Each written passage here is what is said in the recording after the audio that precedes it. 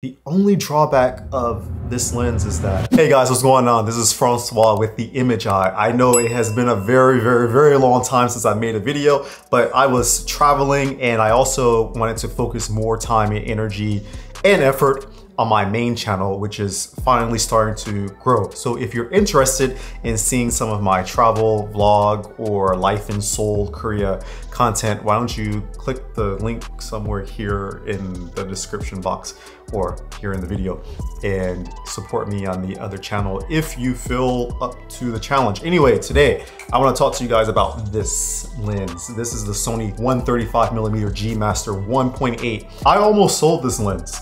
I almost made a mistake and sold this lens again. So I want to talk to you today about why I decided to keep this lens and why this lens is a magic lens for photographers and even videographers. As a photographer, my personal style is always trying out the equipment that I have. So I have a wide variety of lenses. I'm always, trying to not upgrade my photography style, but to, see what works. Try to, delve into different forms, different styles of photography, street photography, portrait photography, landscape photography. I'm even doing real estate photography now. So, just to have a multifaceted approach to how I can capture or create an image. So recently I decided that I wanted to get more into portrait photography.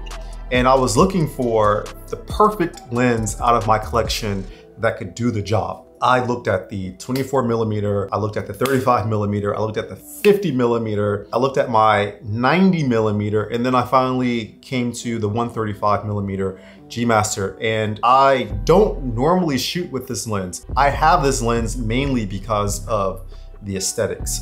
I love how this glass looks. Look at that, it's like, it's perfect. I mean, I could stare at the glass all day. So anyways, I decided to try out more portrait style photography.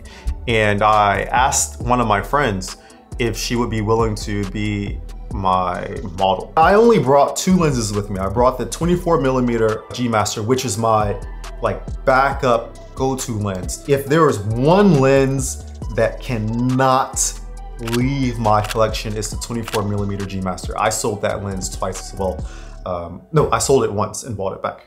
Yeah. So I brought the 24mm just in case I didn't like the 135mm. To my surprise, I used the 135mm for 98% of my shots. I thought because I used my 24mm so much in the past that that lens would, probably destroy or kick out my 135mm. Because I'm very comfortable using 24mm focal range. I thought, maybe this 135 wouldn't be so good, but it turned out that the photos taken with this beast of a lens, it's phenomenal. Okay, if these photos are pretty good, why not try to use the 135 in other situations besides, portrait photography or street photography? I had a trip coming up to Mongolia and I thought this would be the perfect opportunity to test out if this 135 is worth keeping or not.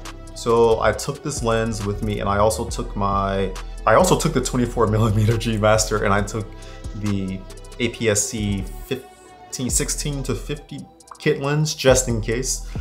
And yo, I was like blown back by the images that I got out of this lens in travel environments. I took photos of eagles, I took photos of people, I took photos of horses, cows, you name it, anything that appeared during my trip to Mongolia. And I just thought wow, okay, this lens is definitely a keeper. And I'm not gonna get into all the technical jargon about the minimal focus distance or anything like that. But I mean, this lens has everything that you could dream of. It's got, two programmable custom function buttons. And it's even got some macro-like ability. Minimal focus to infinity range, and then you can get down to 1.5 to infinity. And when you use this 1.5 to infinity, I'm not sure if this is correct or not, but for my use case, the focus in photography is a little slow, but when you use the 1.5 meters to infinity range, in the video aspect, it focuses incredibly fast, very sharp.